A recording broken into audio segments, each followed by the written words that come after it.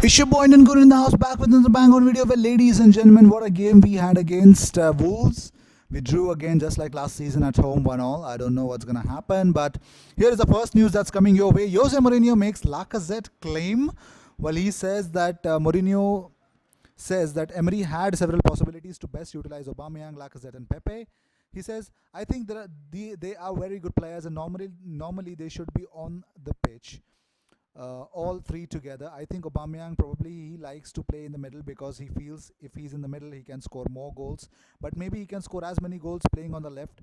What happens at Liverpool is Roberto Firmino drops in between the lines, and then he gives more space for Salah and Mane to attack these diagonals. I would say Aubameyang playing on that left side of Liverpool and scoring a lot of goals. At Arsenal, Lacazette doesn't have that quality, but they have two options. One is to play instead of like today with three midfield players almost in a straight line to play how they played in the last 10 or 20 minutes with two sitting midfielders and one number 10 that can feed the three without bringing Lacazette in between the lines. Well, Unai Emery's transfer calls at Arsenal have been questioned by Carlton Athletic boss Lee Boyer. Well, he believes that Christian Bielik should not have been sold because Bielik actually impressed at Carlton last season. He says it's not like they have got two good ones and a backup. We had a good lad with us last season called Christian Bielik. They had a couple of injuries, and how they didn't recall him in the January and give the kid a chance, I don't know, because he's an exceptional centre half. They didn't even take him back and ended up playing midfielders at centre back. Why are you complicating things? They've always had that problem. Well, let's talk about it. The latest on Unai Emery. Well, according to football operations and communications consultant Ian McGarry, he believes that the transfer window has discovered that at least two agents who represent multiple clients at the Emirates club have been in contact with executives there in the last 7 to 10 days to discuss Unai Emery's management styles. Well, things on the agenda that were made a point of were communication skills, which we know have been difficult for Emery regarding the way that he gets across the way he wants to play to his players.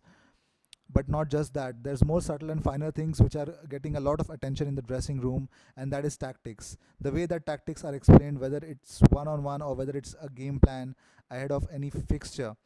There's also some dissent about Emery being aloof and distant in the dressing room.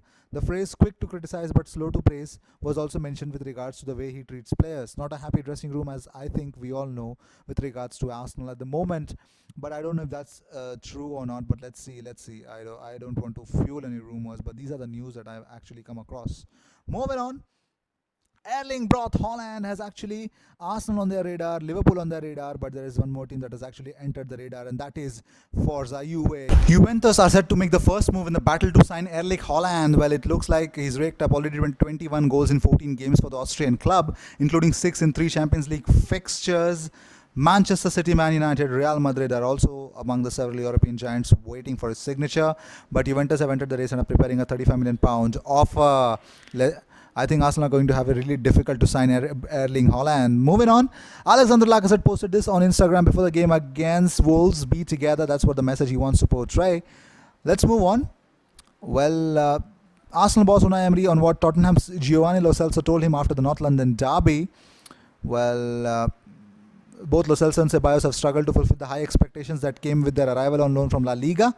Well, here every team is very strong, above all defensively, above all physically, and also the rhythm, Emery said.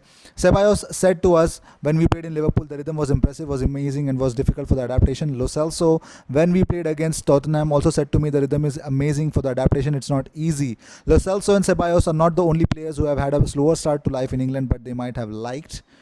But Emery also says that he has no cause in concern for Pepe. He says some players, when they arrive in the Premier League, the adaptation is done very quickly, and others need more time. Pepe, he's in a process to improve. He's in a process of adaptation. I'm asking him, how are you here? How are your family here living in London? And then he is doing a step ahead in this adaptation to achieve his performance. I think little by little getting better, and now I think he's in that process.